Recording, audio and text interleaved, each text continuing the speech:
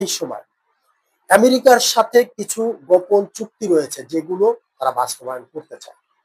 যে চুক্তিগুলো বাস্তবায়ন করলে আদতে আমরা একটি আমেরিকার উপনিবেশে পরিণত হব, আমেরিকার অঙ্গরাজ্য বা কলোনিতে পরিণত হব। সেই চুক্তিগুলো সরকার কেন প্রকাশ্যে আনছে না? এই সরকারের কি ম্যান্ডেট রয়েছে? তারা এই ধরনের চুক্তি আদতে কি করতে পারেন? দর্শক, এটি একটি বড় প্রশ্ন।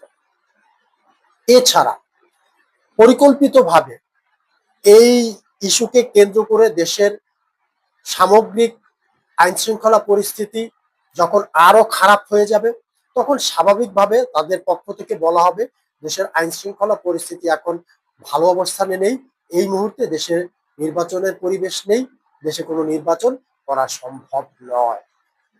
এটি হচ্ছে আরেকটি পরিকল্পনার অংশ এবং এই কারণে পরিকল্পিতভাবে এই ঘটনাগুলো ঘটানো হচ্ছে।